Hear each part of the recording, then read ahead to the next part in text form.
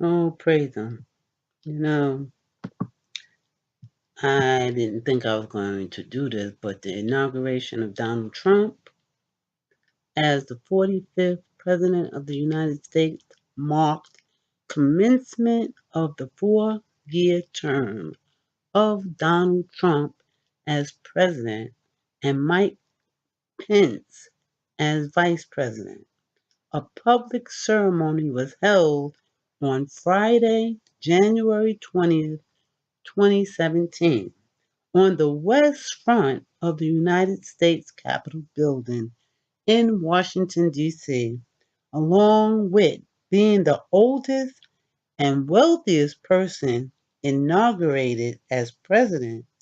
He is the first without prior military or governmental service experience to hold the office. Can anyone see what we have done? Let us go on. Reverend Franklin Graham took part Friday in the inaugural ceremony for the 45th President of the United States, Donald Trump. Addressing Trump, Graham noted the weather may be a sign of things to come. Paula White also prayed for him and another minister. During that day, women marches drew huge crowds the day after Donald Trump inauguration. Then Kellyanne Conway, inauguration day. White House counselor Kellyanne Conway said, the Trump administration is creating an alternative reality. White House counselor Kellyanne Conway said Sunday the Trump team is offering alternative facts to media reports about President Trump's inauguration. She and others in the administration also vowed a constant battle with the press over Trump, including even the simplest facts. Appearing on NBC Meet the Press, Conway hinted the Trump administration will get even tougher in its treatment of reporters. I think we're going to have to rethink our relationship here, she said. On Fox News Sunday, White House Chief of Staff Reince Priebus said the administration is going to fight back tooth and nail every day with the press. There is an obsession by the media to delegitimize this president. He said, we are not going to sit around and let it happen. The root of this latest fraud is reports on the size of the crowd at Trump's inauguration this past Friday. His oath of office drew 31 million viewers on television, the third largest viewership for a presidential inauguration, but the crowd in Washington was relatively underwhelming. Trump joked he won't reveal Obama's letter to the media. Aerial photos showed considerable gap in the throng on the National Mall compared with President Barack Obama's first oath of office. The masses at the Women's March protest in D.C. on Saturday also far outnumbered the inauguration crowd from the previous day. Estimates showed that the march drew 3 times more people, about 500,000, than Trump's swearing-in ceremony. But the White House flat out refused to accept those numbers. Trump leads U.S. into darkness, blames Obama in inaugural speech.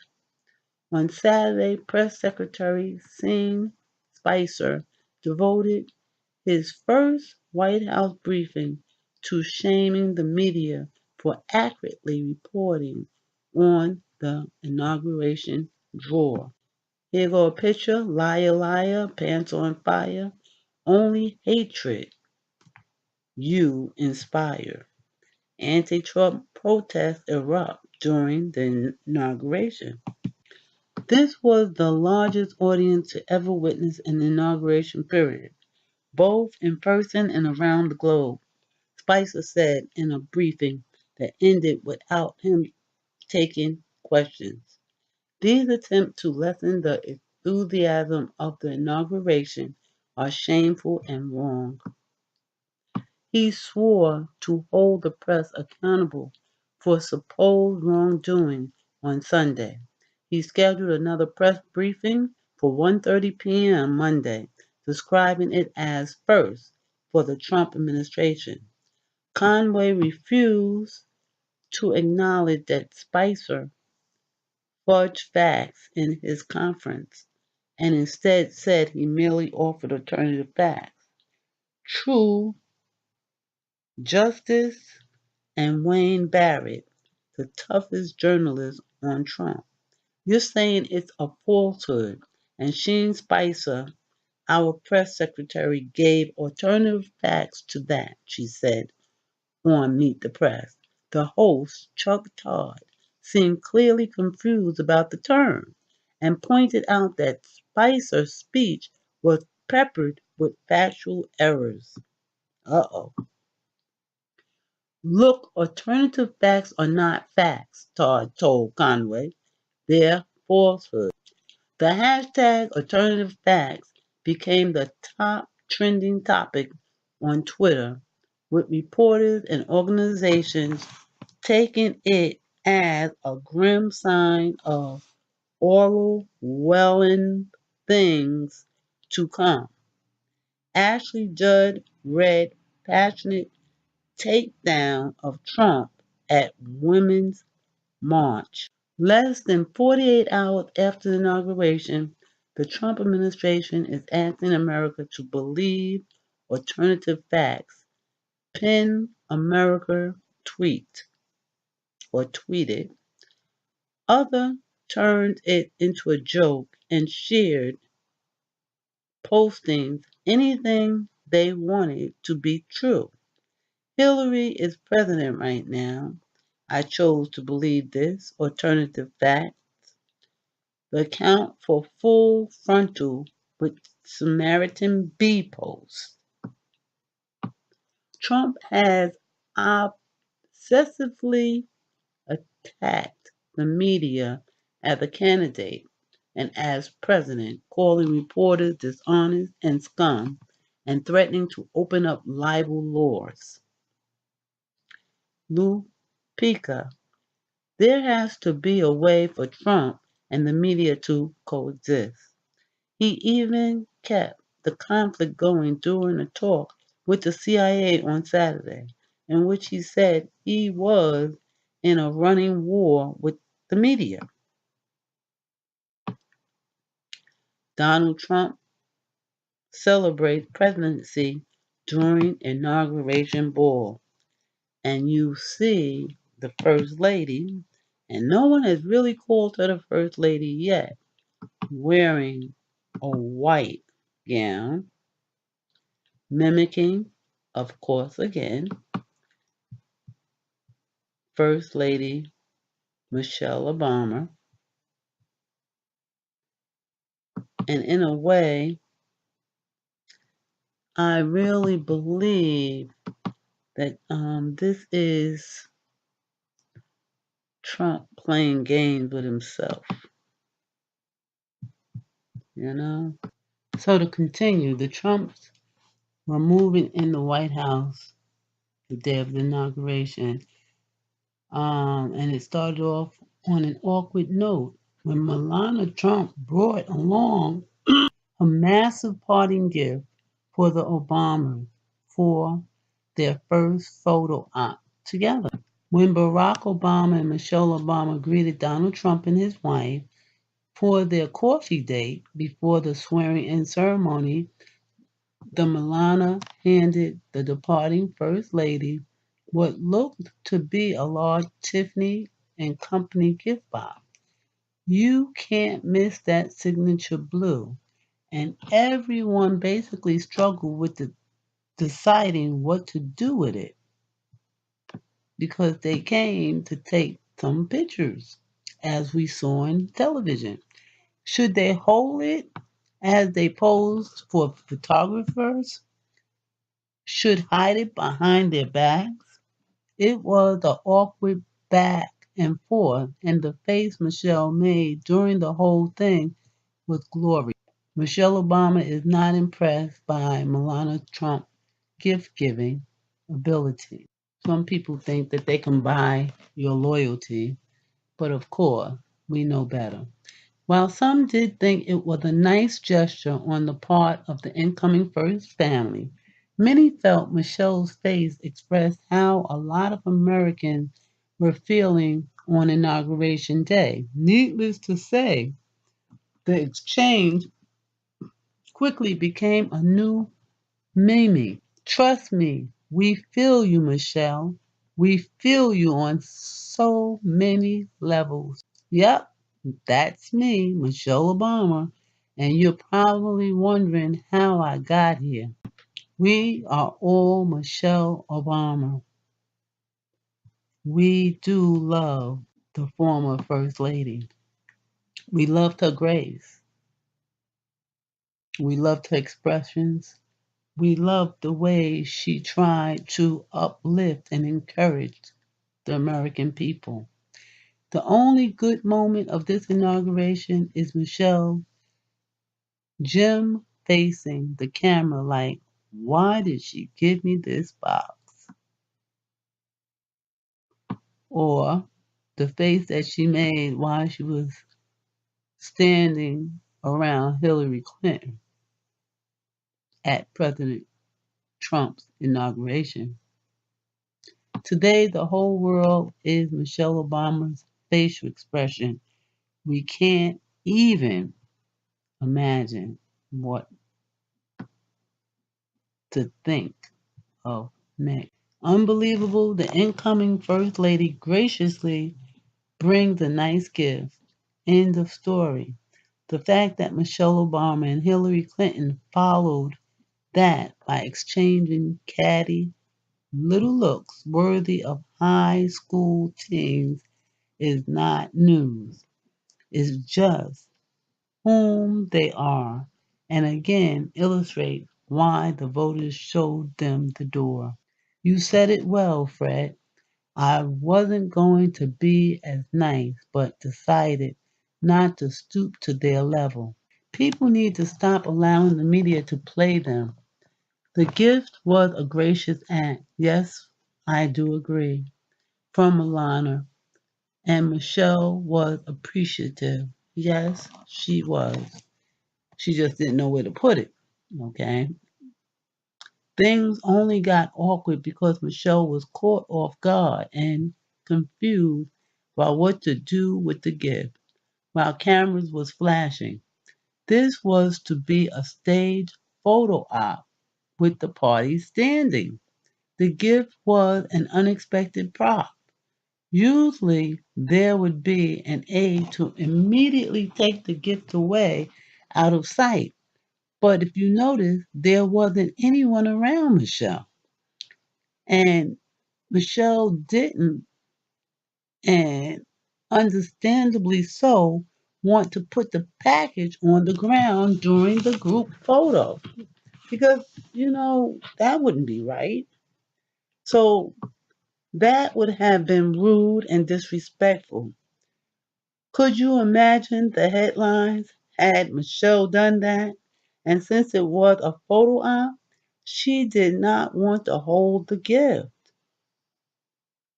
As for her facial expression, this was a situation where cameras caught Michelle in a state of confusion and slight exasperation as to where to put the gift, and social media pouncing on the image as a way to start drama chatter. Let us use some common sense, shall we? That doesn't explain her other sour facial expressions caught on camera. No, it doesn't. But it does express it for that situation because they came and they knew that they were going to take pictures. They have literally thousands of expressions that can post frame by frame with modern cameras. It's quite easy to post just the right facial position that may actually last a third of a second in reality. But by posing the still frame, it looks like a frozen scroll. Don't let yourself fall for their sleeky tricks. I agree with you. The media propaganda continues. I think Greg is right. Typically, media fabrication. Michelle Obama is classy enough to know what is the appropriate protocol. Kim, totally agree. Camille B. She was nonplussed about the gift. Excuse me. We see it in her manly face. She should have shoved it up Donald's mouth. Emo, cuz he only talks BS. And that's it, Karen Shepherd. So, easy. Don't overtax your brain cells. Michelle must have forgotten that she did the same thing to Laura Bush. And yes, she did, because you could see the snapshot of her, doing the same thing. And now she understands how Laura Bush felt. Okay? Some things just come back to haunt us. That's right. I forgot about that. Yes, except that it was a Walmart box. Yes, Michelle did give Laura a gift. Notice how Laura handled the situation. She discreetly hid the package during the photo op. It was a smaller package, too. Totally classy. I'm not trying to say one person is classier than another. My point is how the media, especially the sensationalism of social media, can take something so innocent and human as unexpected confusion caught on camera and turn it into something negative. We as adults should know better. It's a sad state of affairs that so many fall victim to these traps. It's really divisive. And so, is Trump right about his claim? We need to think about that. The media lets us know what they want us to know. Margaret Francis says no. Give the devil her due. Hillary wasn't there. That pic below, where Hillary and Michelle are standing next to each other, is the very moment, much later in the day, when Hillary was checking out Bill lusting Ivanka. There are numerous clips of the scenario at YouTube. Pretty funny. I just wondered what Donald Trump would do if the rapist, Bent Willie, put the moves on his door. Wouldn't be pretty, me think. LG Tate.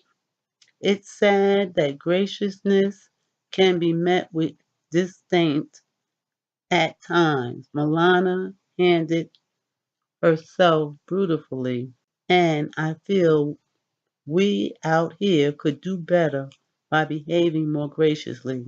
Instead, there seems to be a bravery of hatred these days. Who would rather look for their 15 seconds of fame in the heat of the moment rather than spend their time thinking about the seriousness of the occasion and lending their voice to honoring tradition and history. Sad. Karen Shepherd, what in this election pleased you? Donald said nothing but lies during his campaign just to get elected. Now, let's see who gets richer in this country. Or maybe you're already a billionaire that needs to draw Social Security and other government money they don't need. Analyst Karen. President Trump is not taking the typical presidential salary of 400,000 because he has said during the campaign he doesn't need or want it. Moreover, he has made all those who are serving in his cabinet or going to serve sign an agreement not to pursue lobbying for 5 years afterward. This is almost unprecedented. The cabinet members will not be able to spoon off the gravy train with lobbying influence, and Trump is not taking a salary. Get some education after what I have just told you. You need it.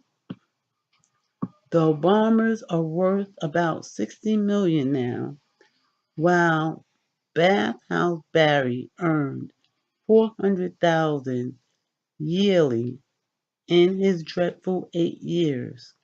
Now, go find a third grader with a little math understanding and have that kid crunch the numbers for you.